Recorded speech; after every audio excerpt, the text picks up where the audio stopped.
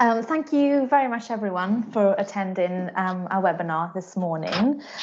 Just a little bit of housekeeping before I start. If you could all mute yourselves when the presentations are starting, that'll be most appreciated to avoid any sort of background noise. So yes, and first of all, just to apologise really that we were hoping to do this webinar at our offices in March.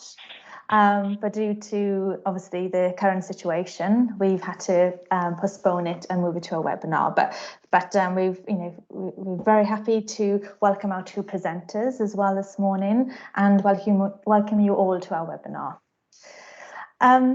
So for those who aren't familiar with this setup, Temple undergo a couple of construction environmental management forums a year on different topics, and today's topic is on biodiversity net gain. Before I introduce the topic, my name is Rhian Halford. I'm an Associate Director here at Temple Group, and I lead on the Construction Environmental Management division for Temple. And we thought that we really wanted to do a webinar on the biodiversity net gain, mainly around the environmental bill and those applications, as well as some of the strategies that clients and ourselves are looking to adopt. And with biodiversity net gain, obviously, it's around the development that leaves biodiversity in a better state than before.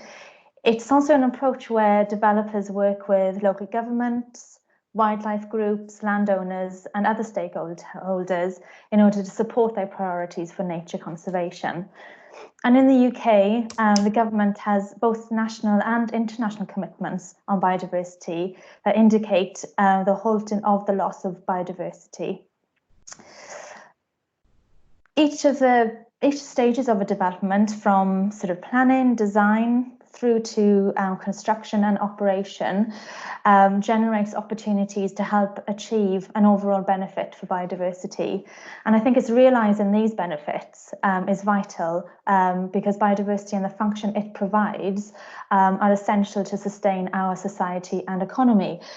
And therefore, we thought it was a very important topic to sort of look at this webinar this morning. So I'm delighted to welcome two presenters this morning. We have presentations from Melissa Wellings, who is an environmental manager at Network Rail. And Melissa will be discussing Network Rail's aspirations in light of the environmental bill, their net gain strategy, and also case studies on net gain and some of those lessons learned. A little bit about Melissa. Melissa has over 10 years experience from a wide range of sectors, starting with sort of regulation, working for the Environment Agency, through to large projects, large infrastructure projects in particular, such as Crossrail.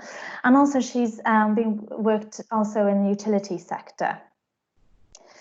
After Melissa, we have a presentation from John Riley, who is a director here at the Ecology Consultancy.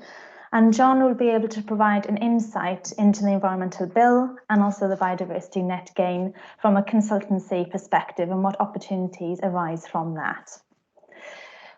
The sort of lineup for today is that we'd like the presenters to present their presentations, and then we will have a question and answer at the end of both presentations.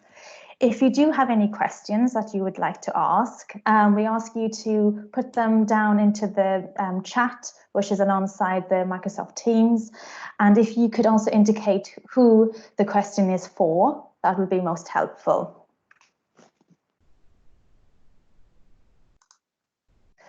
So for those who may not be familiar with Temple Group, Temple is a SME, mainly based in the southeast of England, but also we have offices in Manchester and around the sort of Birmingham region as well. We primarily look at environmental planning and sustainability, and we offer services right from the planning and the sort of environmental assessment stage through to the whole life cycle of a project, to delivery and sort of operation as well.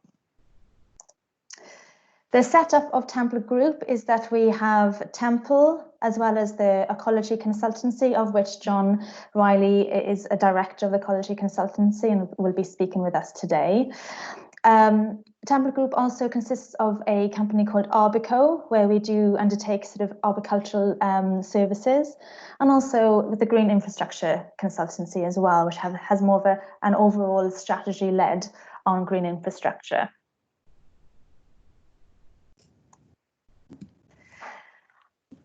A little bit of a background to our services. So we cover everything from the strategy and the sustainability side, right through to planning and communities, as I mentioned, environmental assessment work, but also we have specialist skills in acoustic and air quality, and also in the construction environmental management element, where we look at reducing environmental impacts and increasing sustainability credentials through the delivery phase of a particular project.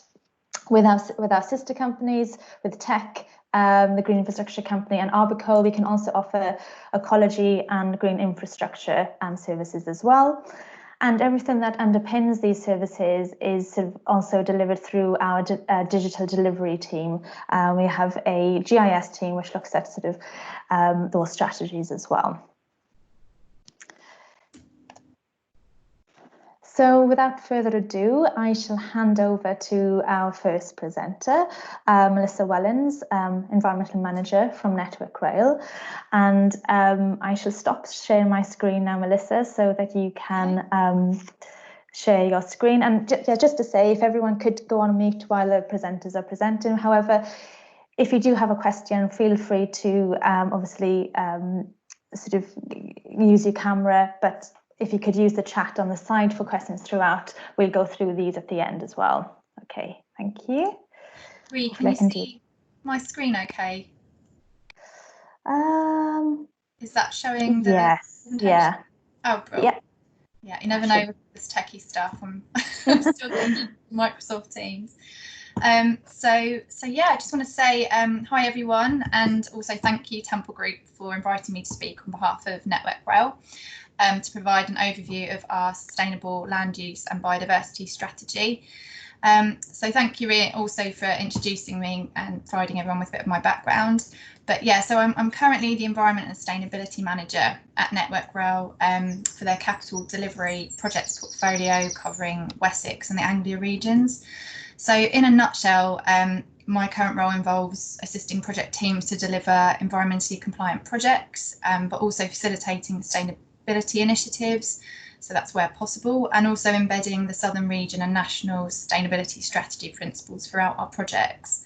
So I did join Network Rail at the start of the year, so it has been quite strange going into lockdown fairly soon after that. But yeah, I think everyone's experiencing the same kind of thing.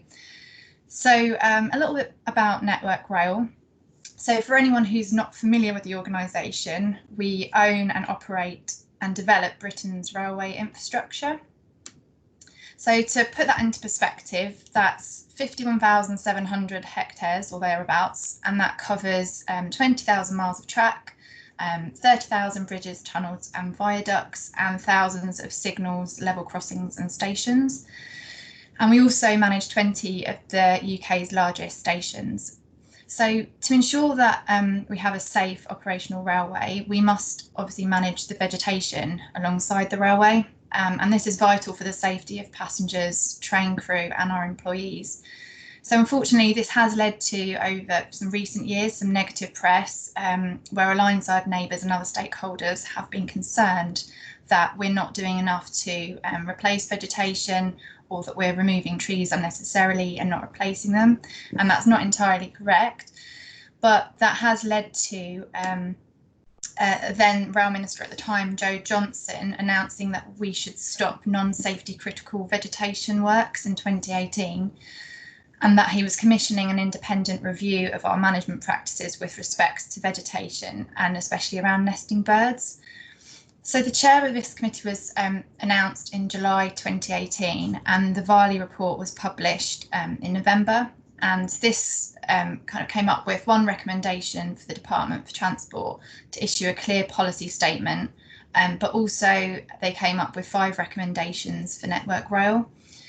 So this essentially includes for us putting in place an appropriate governance at the organisation and route as well as project level, and also to produce an ambitious vision for how we're going to sustainably manage the Lineside estate.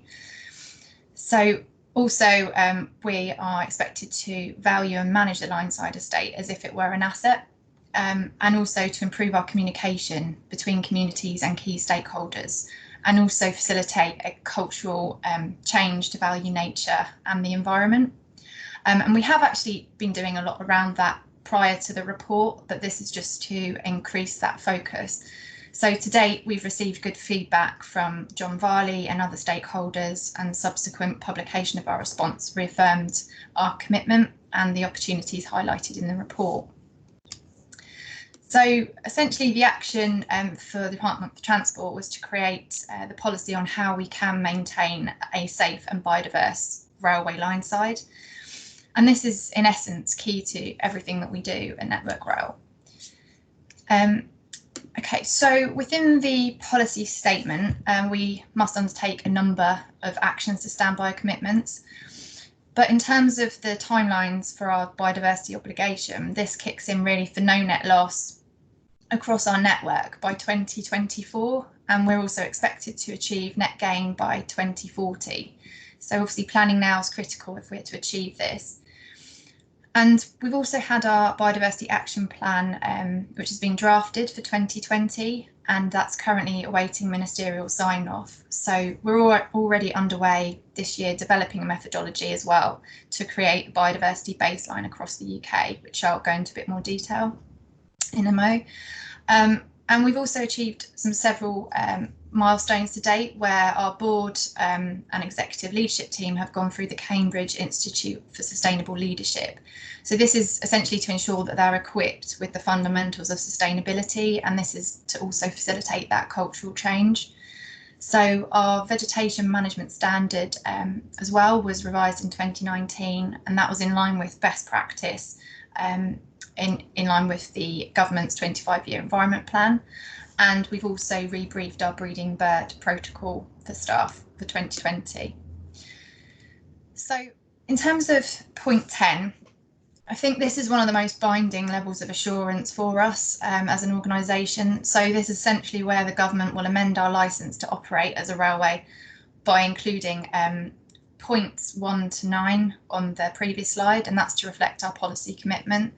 So essentially what that means is that if we don't meet the conditions, for example, for no net loss by 2024 and net gain by 2040, that if those target dates aren't met, we could essentially have our licence revoked. So this is the front page of the plan that's currently sitting with ministers to sign off and provide their opinion before we actually publish this. So I'm not personally party to its content, but it is Network Rail's aspiration that it's published this year following the sign-off, and then it will feature in the public domain. But I can't imagine that everything going on with COVID and Brexit, that it might not be at the top of their priority list, but hopefully that won't get delayed too much. So one of the most fundamental points to account for, obviously, when committing to no net loss or net gain, is to ensure that you have baseline data and that we have a baseline data set produced. So if you don't have a baseline, then obviously you'll not be able to demonstrate no net loss or net gain. So this can only be achieved through measuring what you already have.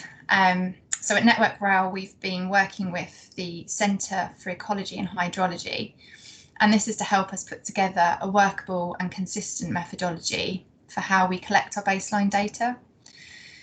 So the methodology which we've adopted includes remote sensing of habitats either side of the railway. So we don't have the time, funding or enough ecology resource in the country essentially to measure 52,000 hectares of land on the ground. So this method has been adopted to ensure that we have a better but as well as safer method of undertaking such work next to the railway. So you may be wondering how we can actually get kind of accurate representative information if we're just taking images. But some of the kind of sections will be mapped out, or all of the sections even, we mapped out to a 10-metre resolution, so we've got a better understanding of the habitat groups, and there will be some degree of ground truthing works to confirm whether what the satellite imagery is showing us is correct, and there's also helicopter imagery as well. But for particular species assessments, an ecologist or arborist will be sent out for works delivery and maintenance works, and this is prior to contractors going in. So this will help us understand the biodiversity that we have across the network, but also work towards meeting the challenges and targets set through the specific management plans. Okay, so this image, it's essentially looking at the vision on a landscape scale. So I think it's really important to note that it's not just biodiversity that we need to account for and manage. And the image demonstrates the inclusion of the 5 recommendations from the value report. So once we know what we actually have across the network and where it is, we need to use this data to better inform how we manage the estate in line with what we find. So it's important to know that obviously, as we're a 21st century railway, we are surrounded by over 7 million neighbours, and therefore we need to balance this at the same time as well as meeting our biodiversity obligations. So you have to ask ourselves questions like what is on our estate and what's next door to our estate? How can we manage the vegetation differently? Can we have trees along the track and maintain them? Is this actually possible to make sure that, you know, we don't lose all this vegetation unnecessarily? And if we can we ensure that if trees do fall, that they're not actually going to fall on the track and prove to be a safety kind of risk? And also we have a lot of land that we don't necessarily utilise, and that there will be no future plans to do so. So we've also got to look at how we can enable local communities to manage our estate for us, obviously if safe access is provided. So a lot of work's going into looking at those collaborative relationships.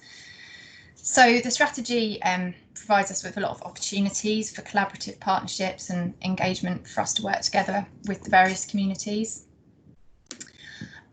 So in terms of sustainable land use, obviously mentioned it's not purely focusing just on biodiversity, but we do have a Kent route pilot at some of our locations that have high risk leaf fall, and this is to look at science-based evidence to support managing that vegetation right by the line side, and ensure that that's the safety performance isn't kind of affected, as well as make sure that we're maintaining it sustainably. So in the top left image, this is an image from a project in the southern region called Riding Sunbeams. So this is where we've integrated a solar farm renewable railway supporting biodiversity under the solar panels, which can provide some cooling. And in the bottom left, it's not the best picture, but it's a pilot project using novel techniques and methods for managing the railway and biodiversity. So this is where a tree planting trial was taking place at Hadley Wood, which was essentially the epicentre of the issues prior to the Varley report. So this is where we're looking at re-establishing railway hedge, low-growing shrubs, and looking at how it's possible to actually re-establish hedges next to the railway without it having a negative impact from a safety perspective. And on the right, top right, see that nothing's actually being done here. It just shows that we do have pretty biodiverse areas on the railway that exist at the moment. And there's nothing that needs to be written down on how this needs to be managed, but it just shows that nature does take hold, and it's not always going to necessarily affect the line, depending on kind of what's growing there. So this is what our shop window essentially looks like, if you remember what it's like to travel on trains, if you're all still locked down. So we could obviously wait until 2040 to achieve net gain, but obviously this isn't seen as ambitious enough. So we are looking to deliver a lot more, a lot sooner.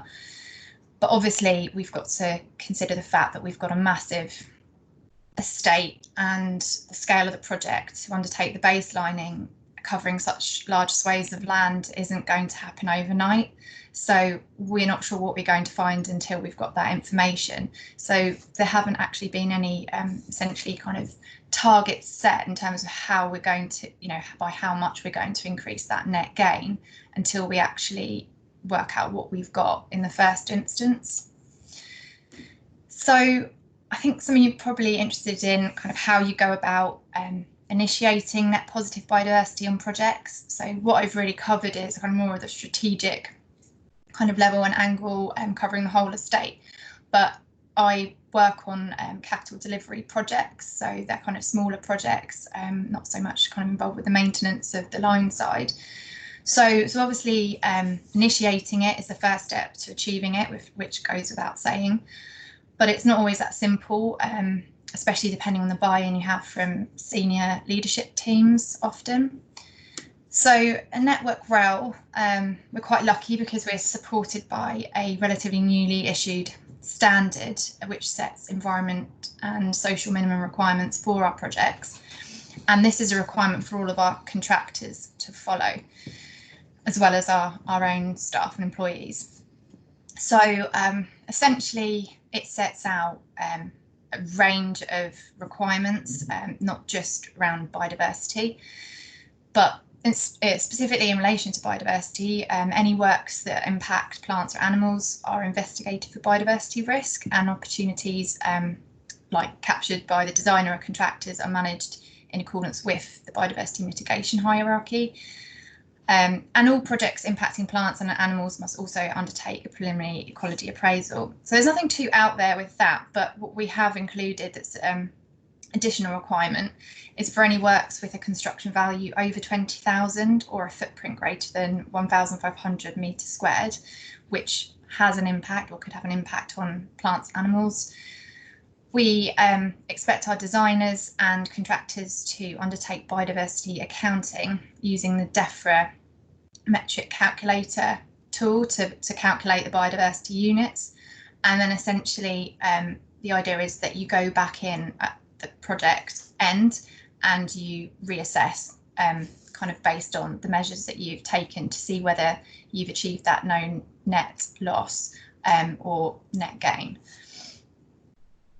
So these are some of the steps. I think you could probably go about it in different ways, but these are some of the steps that you could take to implementing net positive biodiversity. So obviously if you start with an initiation, so we have the sponsor, which is essentially our client, that determines kind of what projects they require, and then you also need the senior project commitment to undertake those works. But what can sometimes get left out is the requirement to do that. So it might get picked up later on, which is obviously a lot harder to implement something once you've passed the kind of project scoping and design phase. And also making sure at the start that you actually have the funding available, because there's nothing worse than having ideas, getting the buy-in, and then you find out later on that it costs a lot more than you're expecting and the funds aren't there. So it's really key to get that funding. Then undertaking an assessment. So this kind of goes back to the initial calculations with the baselining. You need to identify your clearance losses and calculating net loss. And then something that's really critical, well, it's all critical, but engaging with your stakeholders. So ensuring that you've got a range of stakeholders that you've engaged with, and identifying the suppliers that are going to participate in that undertaking. Also, the implementation phase. So this is looking at the detailed proposal development. So you may have various designs, but this is kind of where you look at the option selection process, agreement and the payment, and then participation and monitoring. So this is the part I think where things can kind of fall down. So you could have undertaken a lot of this work and then put something in place, but then if you're not monitoring it and you're not maintaining it afterwards, then you're not going to know whether it's successful or not. So you may have people in your organisation who can undertake volunteering days, and they may wish to carry out some sort of maintenance work, depending on whether that's safe or not to do so. So just going into a bit more detail about the initiation phase, I'm not going to cover all of the others in as much kind of detail, but obviously this is critical to initiating any sort of net positive biodiversity project. So the initiation obviously is first step. So you need to identify what your drivers are in your organisation, and there may not be many that you can see, but then you can look at external drivers as well, of things that are coming up on the horizon where your business or your organisation need to take account of. But at Network Rail, our driver was, of course, the fact that we own a lot of land, and we're the 4th largest landowner in the UK, so it obviously makes sense to manage the land sustainably, but also the fact that we're aware that we have the issue where we have a significant loss of our line side biodiversity through essentially managing the line side. And also that we're a responsible organisation, so we're putting our passengers first, and we kind of liaise with them to ensure we're kind of meeting what they want and kind of their drivers. And also we've had the negative public response to vegetation clearance, so there's a lot of kind of false, there are false accusations, and there are kind of false figures that have been publicised, but obviously we do have to remove vegetation to a certain extent to keep the railway safe and operational. But obviously nobody and no organisation wants negative press, so obviously we're dealing with that.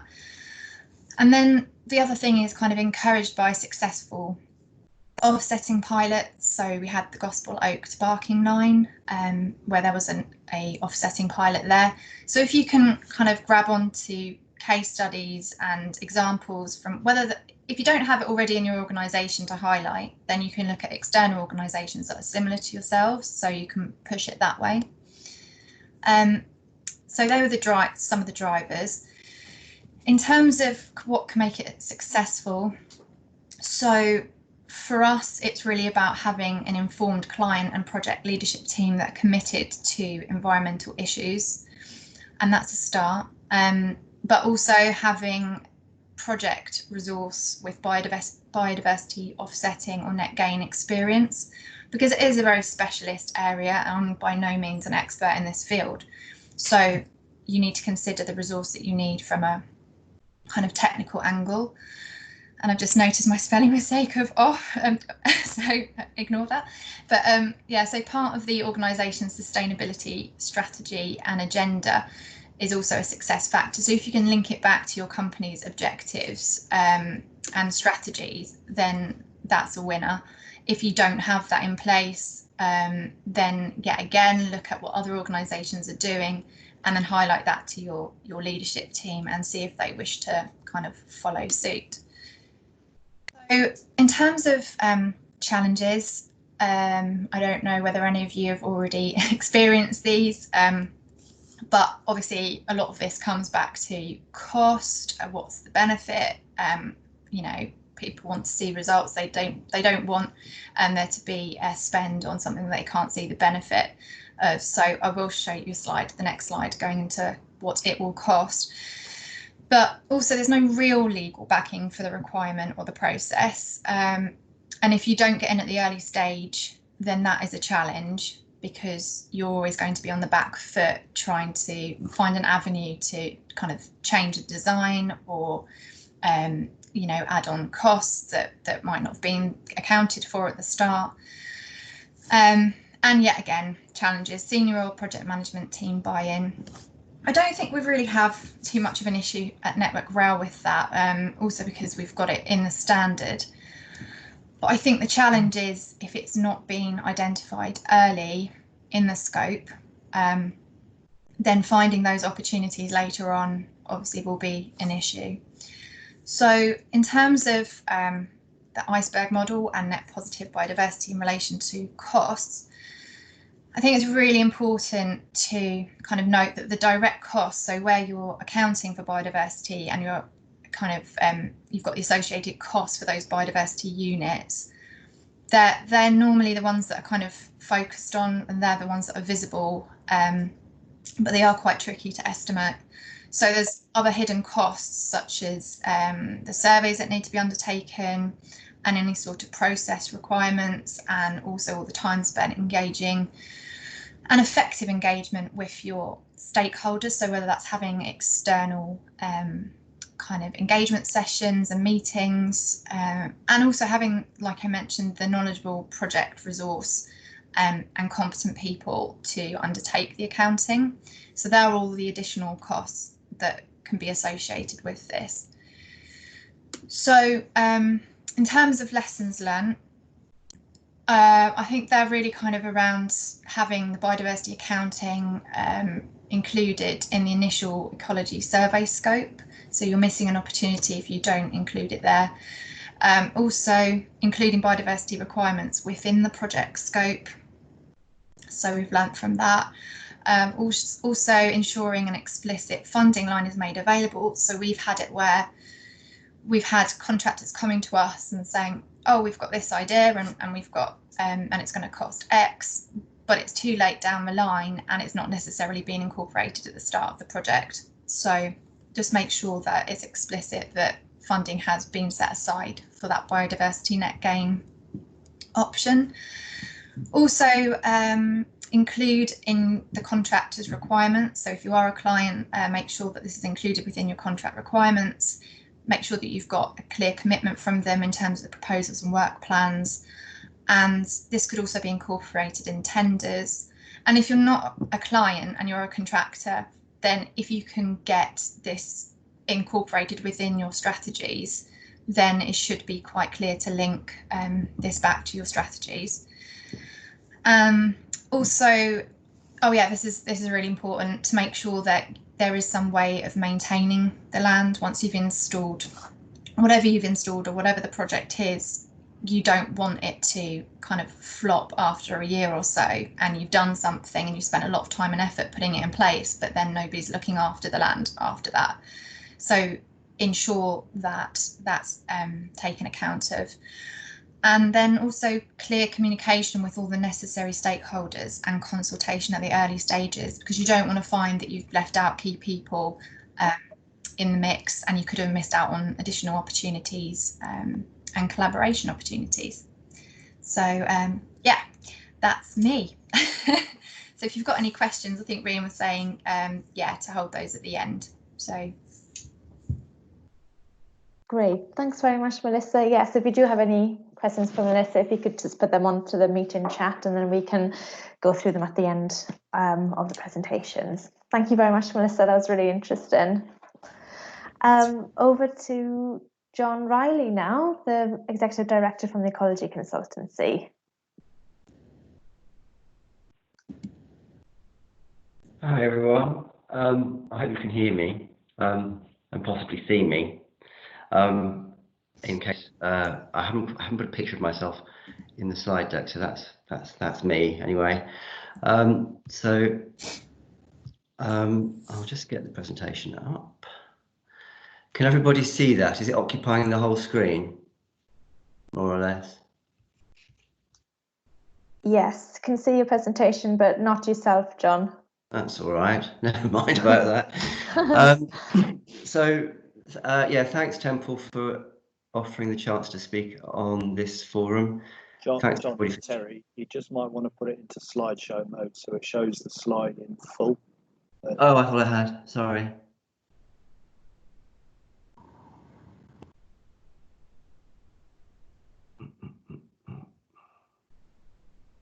I'm down on the bottom right. If you just press F5, John, that should do it. That's the one, isn't it? Yeah. Has that worked?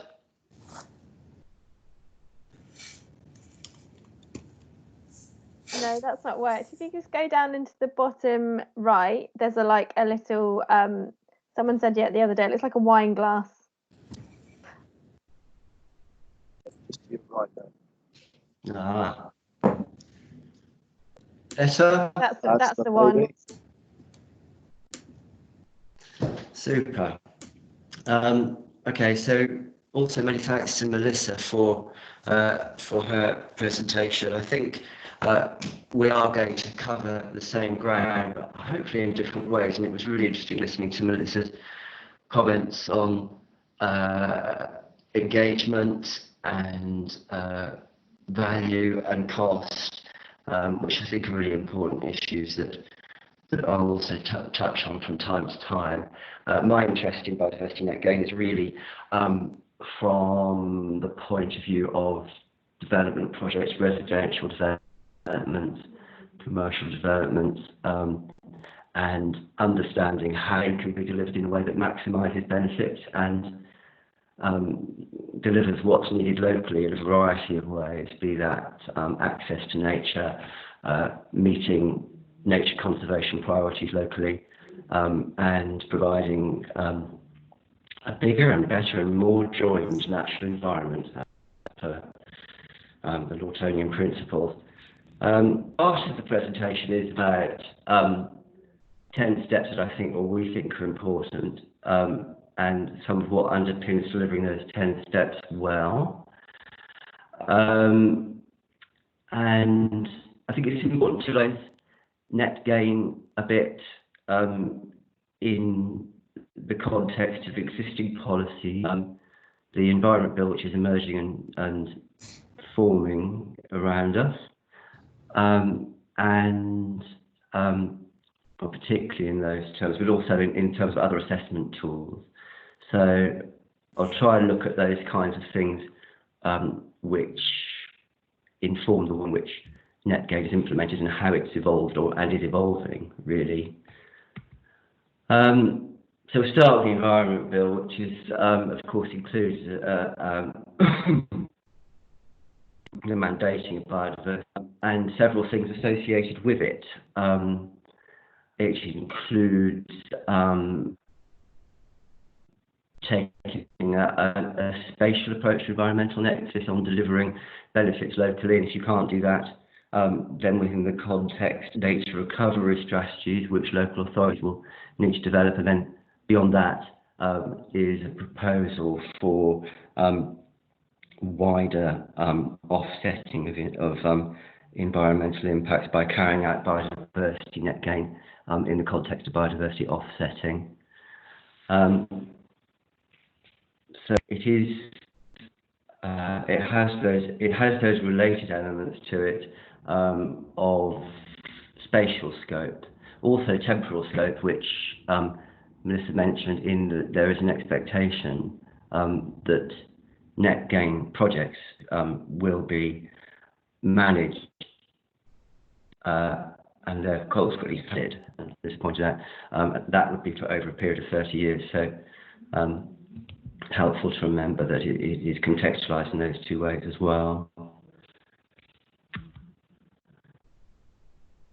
Just about the Environment Bill, about which I think I'm supposed to have insights. I'm not sure I do. Obviously, it's in its extreme, from my point of view, our point of view as environmental practitioners, and piece of legislation, and it has been billed as such. It has enormous scope and reach, and is extremely important in we reconstitute our framework as we depart from the EU. Obviously, it has set itself a very high brief and expectation around what it's going to achieve.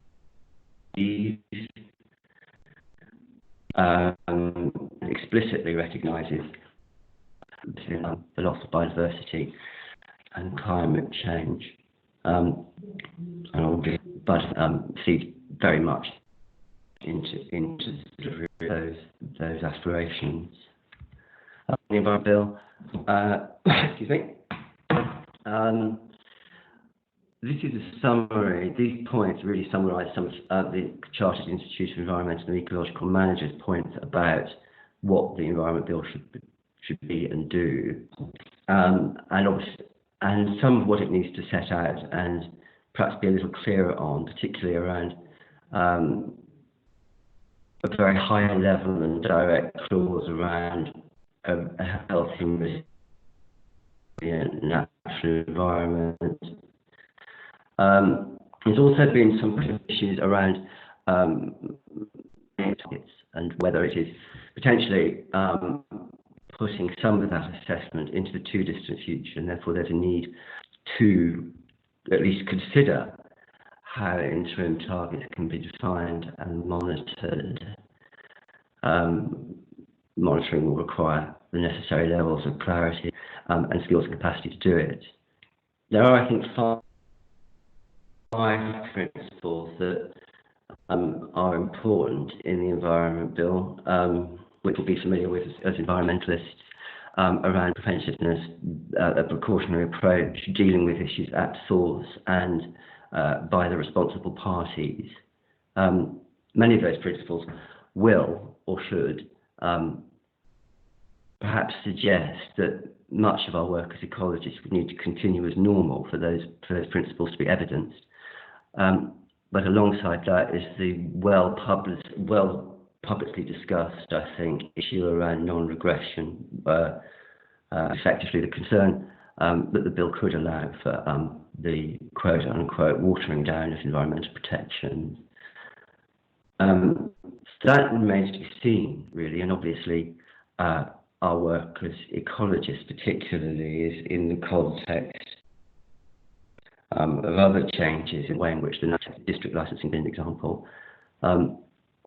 So there are various moving parts, I think. For those people who are involved in commissioning ecologists, but there's discussion and hopefully clarity to be eventually found around what the Environment Bill will actually mean for some of our day-to-day work.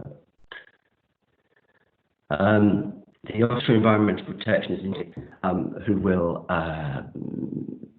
take over the oversight and have the power within the issues around and questions about what by no means questions which can be confirmed or refuted about how much power it will have in relation to those which European environmental protection providers. Touched on bodies a second ago and local nature recovery strategies. An interesting point for the future of our work will be the issue which isn't new, around the ability of public bodies to have the resource to deliver various aspects of the Environment Bill, and various aspects moves on to net gain perspectives that I mentioned a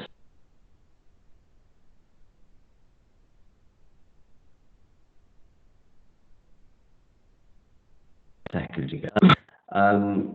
It is broadly a process of comparison, as Melissa touched on, between the baseline, which she described how she measured, and a future ecological baseline. It is habitats focused. Species are not excluded, but they're not often dealt with.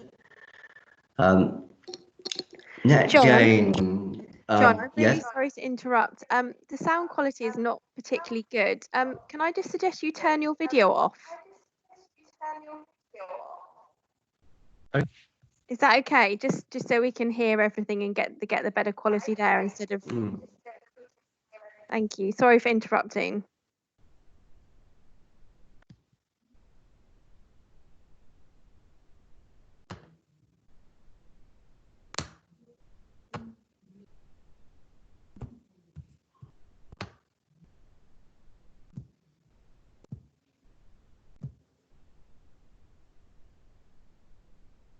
Let's go watch the beginning.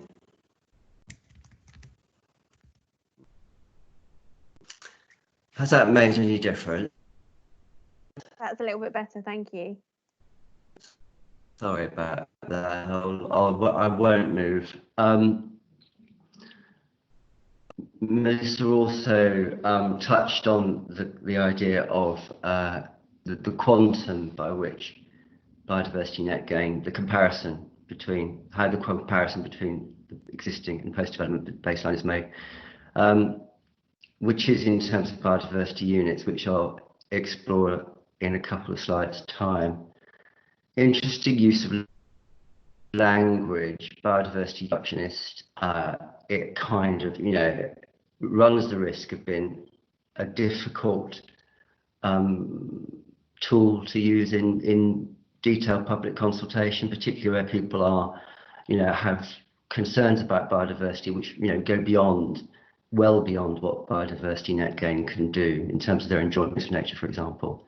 There is an issue with the language around Biodiversity Net Gain and providing people with a sense that their views about nature are being understood and taken on board, which interests me, and I support that as well.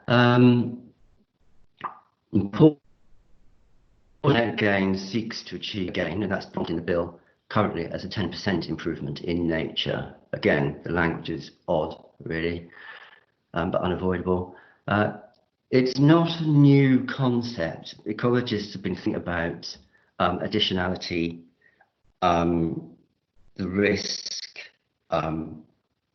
associated with changing and reinstating biodiversity in the development process for a long, long time. A lot of those decisions were qualitative and based on professional judgment. To some extent, Biodiversity Net Gain removes some of that judgment, but it is very much based in established ways of working to try and protect the environment, the natural environment. And that's positive, really. It just needs to be done sensitively. And then lastly, biodiversity isn't a replacement for other forms of species service and ecological impact assessment. It really is a separate and additional process. So as well as existing in the environment, but it already has achieved net gains for biodiversity, and the quite have a method for doing that has been around for a very long time in various iterations of the NPPF and in many plans at differing scales. An amount of unevenness about how biodiversity net gain is expressed in plans because there are different ages, but we're all going in the same direction, really. Net gain methodology and objectives have been formulated through the Environment Bill, just to demonstrate it's an issue in across the country. It's a national thing. I mentioned the issue around language and the slightly reduction and hopes to and seeks to express principles which mitigate that issue, particularly its place in the mitigation process, which I'll come back to in a moment. It also talks which are not part of biodiversity net gain, because it would be wrong to assume that they could be replicated, even if very high standards. There are other things in here about additionality, transparency, that and do help to create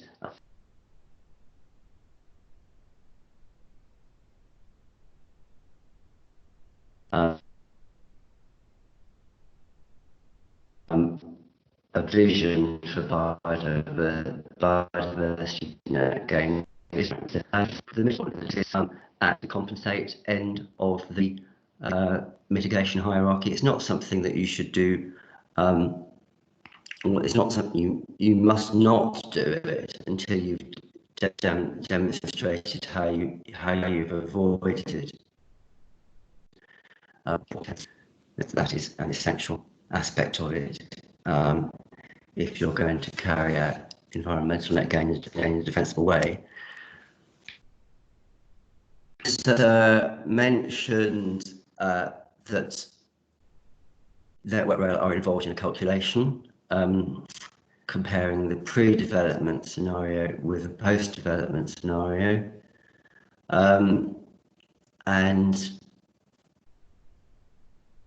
in both cases there are that's more helpful in showing those. So the brown bits in this approach, you need to know how much of each habitat type you have on intervention. The blue bits are the kinds of multipliers, additional multipliers that you will use. Distinctness being about the rarity and importance of habitat. The condition is self-explanatory, and location is their position in the ecological unit, and as is connectivity. That you apply only when you're evaluating the units associated with the post-development scenario. And this is partly to do with the precautionary principle, and partly to do with the reality, some are more harder than others to create, and they will take time to become functioning ecological entities. So those are applied pre and post, and then you get your infamous biodiversity units, hopefully 10% more than you started with.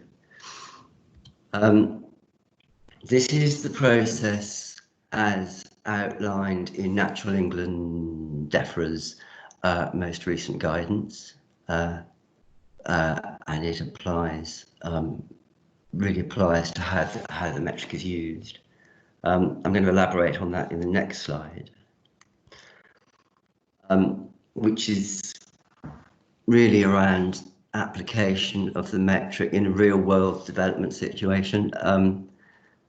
There are several versions of this. Berkeley Group have a very good one, but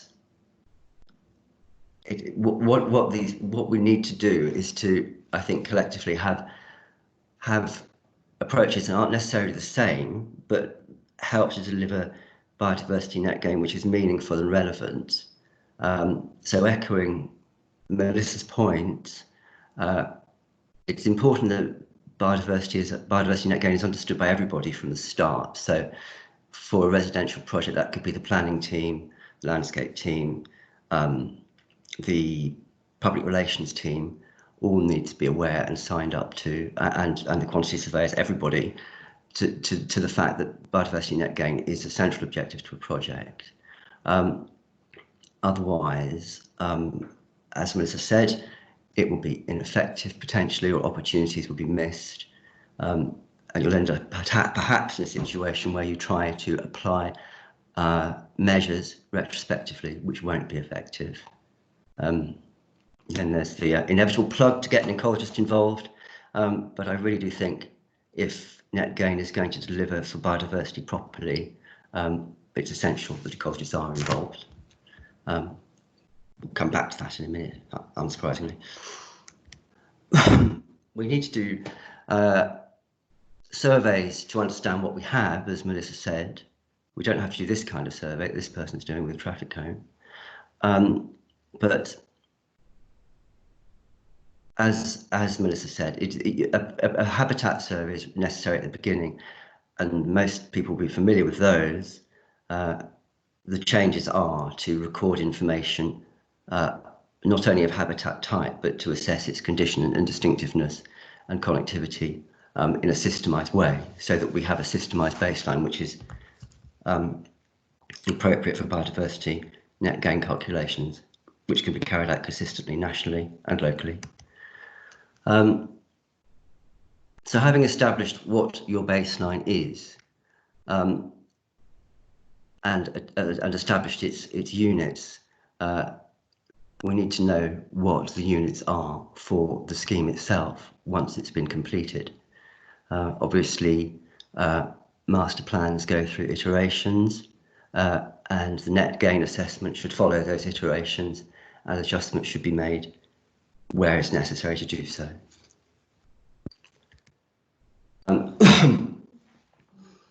Then there are the final stages around implementation and the quality of that implementation, and assessing that. Are habitats being created in the way that is necessary to achieve the outputs that Biodiversity Net Gain requires? Do people know who is responsible for maintaining those habitats over the 30 years? And is it costed into the project as it's transferred? Is there an effective monitoring and management plan? And there's plenty of guidance on landscape ecology management plans, which can be proportionate and effective, but they just need to be prepared and followed and revised if necessary to account for anything that potentially has an adverse effect on the biodiversity measures put in place over the period of the plan, which is 30 years, as I mentioned earlier. So, whilst very brief, I hope those 10 points help to demonstrate how net gain should be implemented in a way which is sustainable. And to summarise on those, really, we think it's important that, and as it is required by Biodiversity Net Gain method, but if Biodiversity Net Gain is to be meaningful, it needs to protect and enhance biodiversity locally, which is a point about relevance, really, and understanding a little bit about what you've got on your site and around it, not just about changes in habitat types and totting up units. There's a need for the habitats that are provided to actually provide habitat for species. I'll come on to that in a minute. Not just to be habitats that are created from the perspective of achieving biodiversity units. There's an enormous amount of potential to link biodiversity net gain to other agendas around placemaking for people and in green infrastructure design and implementation, and the choices you make around green infrastructure, so that you end up achieving what is most needed locally, not just for wildlife, but also in tandem with what people need and what the wider environmental priorities are in the area. And at the end, I'll touch on the alignment between biodiversity net gain and some other assessment tools, which I think is quite topical for some people. So we don't want biodiversity net gain to be an add-on. We want it to be integrated, and we want it to achieve the very best it can in a variety of ways. And I think this goes back to Melissa's point about cost, in that there is a consideration there, and really through collaboration and through consultation and engagement, biodiversity net gain should deliver real value in the development process, but not without cost. So, the risk of repetition, some ideas about how you can design effective net gain are just some quick images on the following slides, which are not in any way new. The thing I mentioned about local relevance, there's all sorts of reference points about what is locally relevant in the planning system and elsewhere. So biodiversity action plans are still around, and some of them have been updated. There's the point that has been made in the environment about the need for local nature recovery strategies. All of those things, plus other information, survey information, biodiversity record centre data, all sorts of things which are associated with development projects anyway, that will help biodiversity net gain to be delivered in a way which reflects nature which is present locally, and will therefore function effectively. On that point of functionality, it's really a code for just saying put different habitats in the right place so they can talk to each other. There's no point in putting a nest box 30 stories up on the tower block, or a bat box or something like that. It needs to be in the right, it needs to have the right habitats around it in the right configuration in order for biodiversity value to be maximised. So that's an important design consideration. Diversity is slightly topical. Not all valuable habitats are diverse. Not all relevant habitats are diverse. But there is something to be said that diversity, be it in terms of species that are included in a planting scheme, or the juxtaposition of habitats, or the layering of habitats to reflect natural systems. So you've got species and structural diversity, which can both contribute to diverse biodiversity net gain, to rich biodiversity net gain schemes. Connectivity works on many levels: major corridors, islands, stepping stones, patchworks of habitat all exist, and they're all important, and at different spatial scales. Biodiversity net gain projects should try, where possible, to account for existing connectivity and increase it. Then there's the final slide, I think, on this part of the presentation around design approaches around sustainability. We don't want to create net gain schemes which have high resource requirements, because that's sort of counterintuitive, obviously, because there'll be an associated environmental effect somewhere else. And we want them, as I said at the start, to contribute to other sustainability and green infrastructure priorities like drainage and climate and temperature. There's one more slide, which is the design focus around making nature accessible and engaging for people who see it and use it. So none of that's new, but it's just worth saying there's so much that can be done on an individual project level to create really relevant and effective natural spaces in biodiversity net gain, and ones which benefit local people and workers. And the question is the system set up to deliver that, in terms of will ecologists offer it? Will planners ask for it? Will developers embrace it, really? And I hope that they will. And we're certainly pushing for it. Just some concluding slides, really, on other aspects. And I've actually touched on this, just to point out that on-site compensation of net gain of the kind that Melissa and I have focused on is the first option, and then there are subsequent ones which I mentioned earlier, and that there will be increasing opportunity and structures to deliver biodiversity net gain off-site, but I haven't really got very much more to say about that.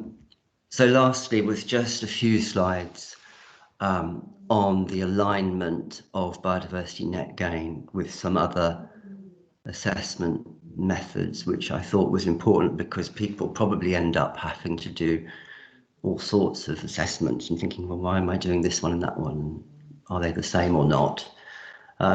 So BREEAM 2018 assessment was written to account for an earlier iteration of biodiversity net gain calculation, as is set out there. So there's some alignment there. It's simpler, but they talk to each other. Urban greening factor is a more local issue in the UK, London, Southampton, I think, possibly other places. And they are not problematic, but they kind of coexist in the same space. So there's some points of comparison there around the two assessment processes. We've discussed biodiversity net gain as measuring biodiversity.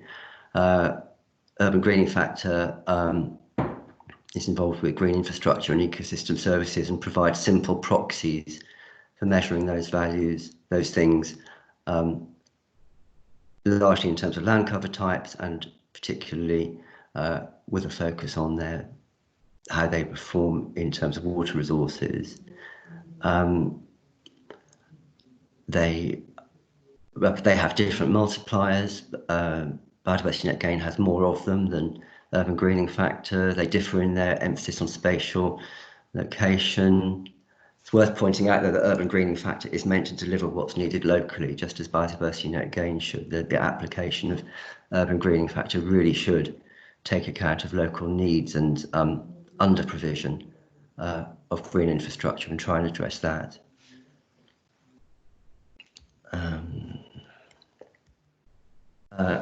So in terms of that relationship between the two, it's probably true to say, well, it is true to say that urban greening factor doesn't set out to measure biodiversity value, but there is, it is the case that it attributes higher value to land cover types, such as woodland and wetland, which not only have higher green infrastructure values, but they will also probably have higher biodiversity values. But the urban greening scheme doesn't give any detail on how those habitats should be constructed or maintained in a way that benefits biodiversity. So there's a point of departure there. But it remains that woodland and wetland are good for wildlife. So it is possible for a scheme that is developed to deliver against urban greening factor can be aligned with delivering against biodiversity net gain. It just needs some thought, really, to look for opportunities to get the benefits, the multiple but locally relevant benefits that both assessments are capable of providing. So those are my thoughts on biodiversity net gain and the Environment Bill. I hope you could hear me, and like Melissa, ready for any questions. Great, thanks very much, John. I think the sound was a bit better at the end, so thank you for that. If you could just put your mic on mute, potentially, because there's a slight echo, if that's all right. Thank you. We do have a few questions. I think we've got 4, which I'll go to our guests first before my question. So we had a question for both John and Melissa from Terry. Is there anything in the Environmental Bill which mandates delivering social value to affected communities? And how, as an industry, can we help to promote and manage this? And how will this be measured at Network Rail with other asset managers? So I don't know who wants to go first, from Melissa or John, on that one. Yeah, I'm happy to. I'm not sure actually whether there is something in the Environment Bill around that specifically. I'd have to double check. But at Network Rail, we actually use the Community Social Impact Framework. So this was developed by RSSB, and essentially it provides a common and consistent basis of understanding, but also measuring social impacts across the rail industry and projects and programs. So essentially it identifies the top 10 key social impacts of rail, and it provides essentially a library of goals, indicators, metrics and monetized values that you can select from, and also outlines the approaches that could be used for qualitative reporting. So essentially what you can do at the start of a project is look at what kind of metrics or examples that you might want to incorporate within that project. So that could be something as kind of basic as going into a local school and giving them a talk on kind of the project or the environmental kind of areas of the, well, not just environmental, but kind of, you know, STEM type sessions with schools, and also looking at apprenticeships and that kind of thing. So there's a range of different examples, but they essentially identify the top 10 in this tool of social impacts, and then some of them have been monetized. So for X amount of hours that you have a session in a school next to one of the projects that you're kind of involved with, then you have that monetized value. So then you can quite easily look at that at the end of the project and see how much value you added socially to the communities around you or around the project. They're not all monetized, and some of that's been based on kind of research and various literature and frameworks and peer experience, but it helps when you've got that kind of value and you can actually measure at the end of the project. You can do it retrospectively as well, but the purpose of the tool is to highlight what you want to focus on, what can be done, so that you factor that into the kind of planning stages of the project, and helps with coordination as well. Obviously that's specific to rail, but I'm aware that there are quite a number of different social value tools out there, and I'm sure there are some already in development for already available for construction.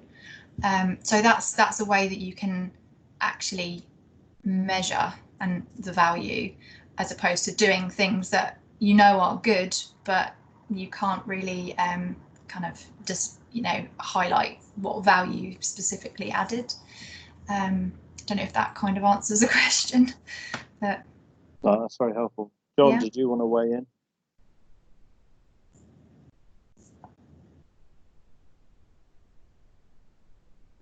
Yeah, hello Terry. It's a bit of a wow question, really. I think that it's, I've got a lot to say on it, really, but there is this emerging issue around, is biodiversity net gain enough, and when will we really push a wider assessment and understanding of environmental net gain, which is a commitment, I think, in a government commitment to do that, but it's in development. I think we have to wait and see where that goes. Okay, no, thank you very much, both. Thank you. Okay, thank you. So we also have a question from Keith Elliott, both for Melissa and John. Do you think the current importance of outdoor spaces and the national environment creates a positive opportunities to engage local communities in place shaping, contributing to biodiversity action plans, volunteering and monitoring? Yeah, I think especially now while we're all kind of in lockdown, around where I live, I've definitely noticed an increase in, and obviously people using the green spaces around us significantly, and it's just really nice to see people getting more involved and aware of what's actually in their kind of surrounding environments. Where I used to work at UK Power Networks, we engaged quite heavily with local communities that lived around our substations and got them kind of actively involved with kind of either planting, or whether that was kind of painting and murals like against kind of substation walls.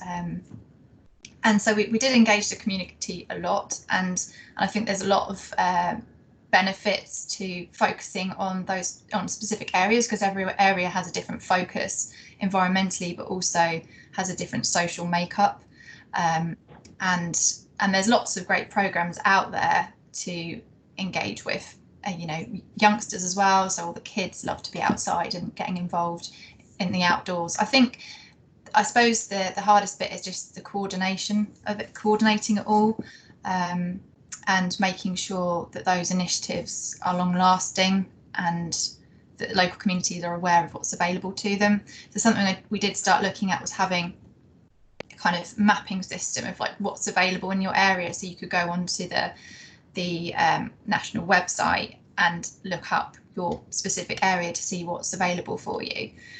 So yeah, there's definitely a huge benefit to engaging local communities and supporting initiatives, I think. Yeah, thank you. John, did you have any further additions? I absolutely agree.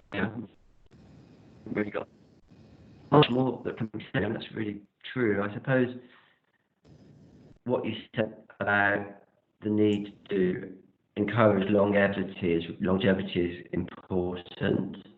I think the skill is to recognise that there is a lot of, is to recognise that passion in our communities and allow it to develop as it will, really, and try and not take too much of a shaping role, but be supportive where you can around things like, you know, from my point of view, things, legal issues, funding issues, whatever, to try and facilitate and coordinate, but not necessarily to push or lead or shape too much. That's a good point. Great, thank you, John. Keith, hopefully that's answered your question there. Another question from Martin Gibson here, both for Melissa and John as well. Is there a clear link between measures of biodiversity net gain and the sequestration of carbon into biomass and soil? So a different question there.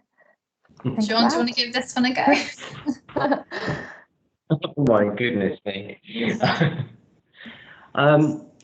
I wouldn't like to guess that one, but I mean, again, if you're making a comparison with a pre-existing situation and a positive post-development one, then you would expect there to be capacity in that regard, really. I don't know enough about carbon to say very much more. I mean, important though, you know, to recognise the value of soils and grasslands as that question does, really. And I sort of think that maybe green infrastructure doesn't pay enough attention to soils. I don't know if it does or not, but I kind of think soil is always forgotten, which of course is our most important place for storing and sequestering carbon. Thank you. Melissa, did you have anything to add to? Yeah, I just wouldn't be comfortable in kind of giving a definitive answer, because obviously I'd have to look up all of the journals. But yeah, like I would expect there is a link, but I suppose in terms of how long it takes to actually have the impact that we'd want to kind of bring carbon down and the net zero targets, yeah, I suppose that's the point to be looking at as well, is kind of how long would it actually take for that to have a positive impact. But yeah, I'm not able to answer on that technical level. Great, thank you. But in a way, we should be thinking about it. Of course, we must think about it, and work out ways of building in the expertise to, you know, what otherwise is quite a narrow issue, really. So I think that I get that the environment needs to move things forward. Yeah, no, definitely. Okay, let's see if there's anything. Thanks, Martin, for your response there. I just have actually one question from Melissa. From your wide range of experience of working on sort of different, working in different sectors, have you found that some sectors are potentially better than others at incorporating biodiversity net gain? Because you mentioned some of the barriers there. I was just wondering if there's some which are maybe more adapted at increasing biodiversity net gain. Yeah, I think obviously having, well, from kind of my perspective, working for Network Rail now and having worked at UK Power Networks, they both own a lot of land. So there's obviously kind of I think a kind of bigger opportunity there to do a lot more. I think that the same kind of barriers are technically there from probably a range of sectors, but I would expect that those that aren't involved in construction and infrastructure probably don't consider it as much as we do, because we're impacting on the natural environment. I mean, obviously other companies and organisations and sectors are as well, but in a different way. So yeah, I think that it's taken a while for some organisations and sectors to kind of get on board with this, but I think it's helped massively that the media has pushed on the environmental kind of front for the last couple of years quite heavily. So I think they naturally have to have it on their radar now. But from working in previous places before, it wasn't necessarily so high up on the agenda because it hadn't come to the kind of forefront. But I think a lot more sectors are probably going to be taking that into account going forward. I'd hope so anyway. Yes, yeah, no, absolutely. Okay. Are there any further questions from everyone who would like to? The question was, is net gain being taken up differently in different sectors, wasn't it? Yes, yeah. Well, I think it has to be partly, there's two things. One is there's a cost element and margins of different types of development, which I think is important because they differ in how they're constructed, what they're made of, what their ultimate end use is. So a logistics part will probably have different opportunities to engage with net gain from a high-end residential development, for example. And then there's the much broader point about just how open net gain is for involvement, particularly is it's not just about the people who are required to deliver it. It's about the people who can help deliver it as well, which I think brings in a huge number of players, local authorities, nature conservation bodies, statutory bodies, this goes on and on really. But I guess from the point of view of uptake amongst those who are tasked with the responsibility of having to do it, then there are definite cost and end use implications, particularly in urban areas where you're restricted in what you can actually do, where can you put a green roof on or not? Can you afford it? Absolutely. Yeah. Great. Thank you, John and Melissa. So we have a couple more questions, which is great. So a question from Stephen Price for both Melissa and John. What is the relationship between biodiversity net gain and national capital accounting? And could there be a situation in the future where biodiversity net gain sites are subject to national capital assessments to better understand their value? Had a wordy one there. Where's Melissa? Yeah, well, okay, so the question, importance of maintaining. Yeah, so in terms of the natural capital, it's not something that's really kind of cropped up too much in the places that I've worked in, or at least I've not been involved with it to that level to be able to kind of give a great comment on that. But I think what we are kind of moving more towards is looking at things kind of more holistically. So we're kind of so with our sustainable land use kind of projects, we're not just looking, for instance, at biodiversity, we're looking at a range of different areas and factors in terms of like how we're impacting local areas. So we have obviously objectives and targets around kind of making sure that, air quality isn't impacted, water, soil, from any activities that we carry out, which is kind of taking into consideration like the whole kind of the wider picture essentially. So I think I find it quite difficult sometimes when we look at things kind of in isolation. So if we're just looking at biodiversity net gain or other matters or carbon, everything's linked. So obviously there's specialisms within each of these kind of areas, but I feel that we should be looking at everything as one. I'm not sure if that really properly answered your question, but yeah, I think that we should be assessing everything as a whole. I agree, and I'm going to refer to environmental net gain for the fourth time. But I mean, aside from that, there is, with natural capital, this obvious issue that it doesn't really address biodiversity very well, I think, still. It only looks at the benefits, societal, economic benefits that come from biodiversity, but not biodiversity intrinsically. It doesn't really account for social and spiritual values from nature, doesn't account for the inbuilt and unmeasurable resilience that ecosystems provide us with. But having said all of that, if you think about a relationship between natural capital, ecosystem services and green infrastructure, and kind of piece those together, then obviously biodiversity net gain will deliver tangible green infrastructure which provides ecosystem services and then can consequently be considered in terms of its natural capital value. So there is a link, I think. Great. Thank you, John. I think we've just got time for one last question before we wrap up.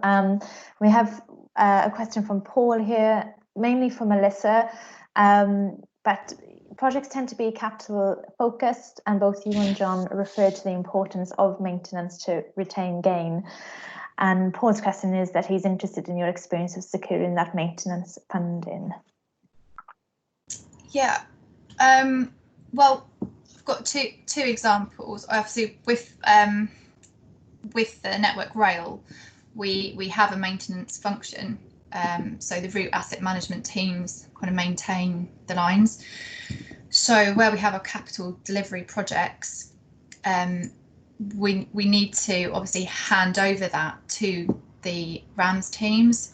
So in terms of anything that's kind of out there or over and above, so looking at net gain, whatever we put in place has to be maintainable, and it shouldn't be at an increased cost to the RAMS teams, in theory. So I think the key with that is ensuring that you identify who the maintainer will be, or who the likely maintainer will be at the early stage of the project, and that way you can obviously ensure that that will kind of get the funding it needs. But for when I worked at UK Power Networks, we engage with a lot of the local communities. So where we have kind of projects in place, we looked at whether local communities would take up that maintenance opportunity. Obviously, I think with all of maintenance, there's that kind of little, oh, well, have they been doing it, and who's actually coming back to check that it's actually being done correctly.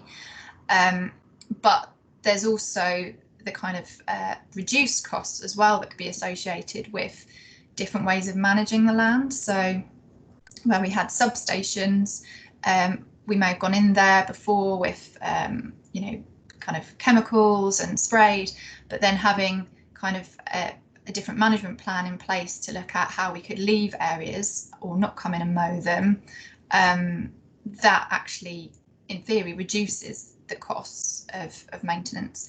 So I think you've got to look at everything kind of, well, I suppose any project that you've got will be unique, and the area that you're doing it in will be unique, and how you go about it. But I suppose the key point is to identify potential maintainers at the start, and then that way you'll know whether, you know, it needs to be funded by yourselves, or it could naturally be handed over to other interest groups. So yeah, I suppose you've got to take them all in isolation. But